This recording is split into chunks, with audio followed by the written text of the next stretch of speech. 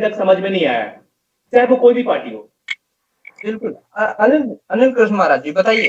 जी, देखिए ये सेकुलरवादी जो है इनकी बुद्धि जो है भ्रमित हो चुकी है, क्योंकि देखिए अब इनकी बुद्धि ऐसे ठिकाने में आने वाली नहीं है, इनकी बुद्धि को ठिकाने में लगाना पड़ेगा।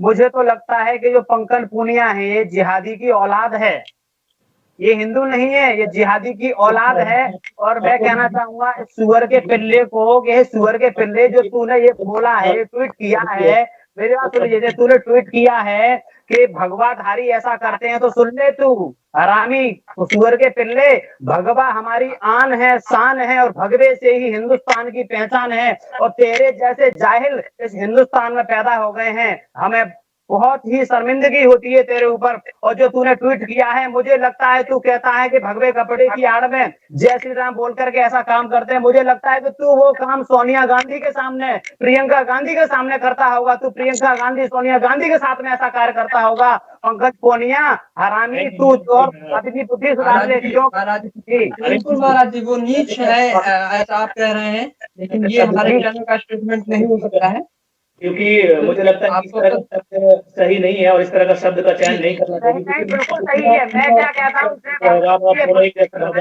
रंजीत जी इसने भगवान राम के बारे में बोला है, यदि इसके अंदर हिम्मत नहीं है तो क्यों सोनिया गांधी नहीं बोलती है? सोनिया गांधी माफी मांगे, इसने हमारे आराध्य भगवान राम के बारे में कैसे बोला है? इसकी हिम्मत कैसे हुई बोलने की?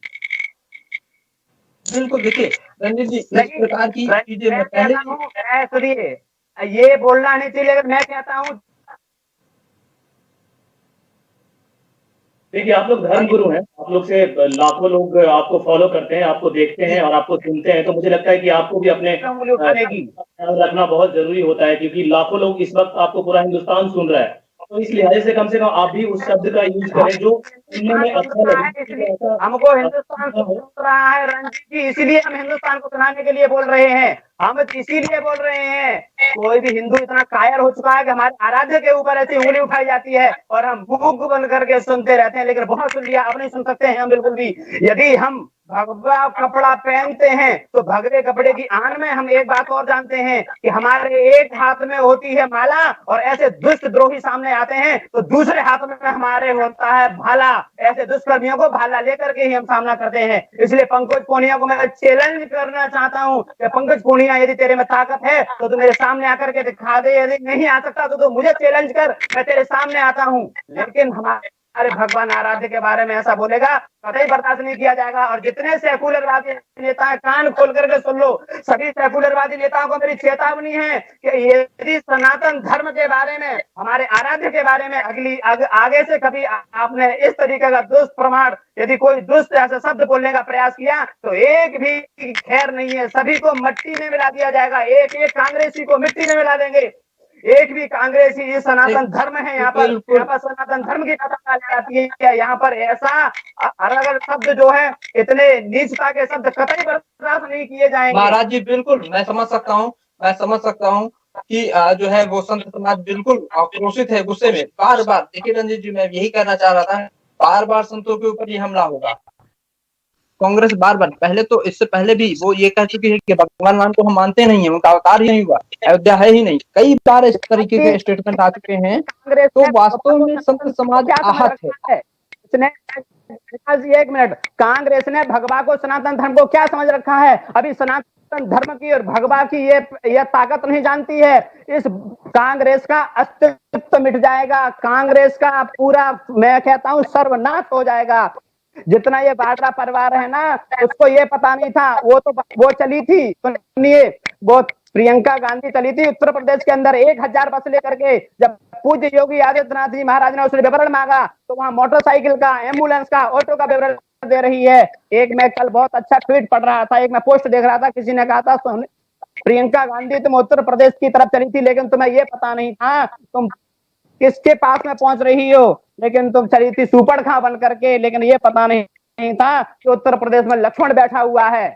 अरे प्रियंका गांधी, तूने अपनी ही नहीं पूरी कांग्रेस पार्टी की नाक कटा दी। अब खुल करके न बोलूं तो अच्छा है। बिल्कुल बिल्कुल जी जी जी जी जी पुलकित महाराज जी।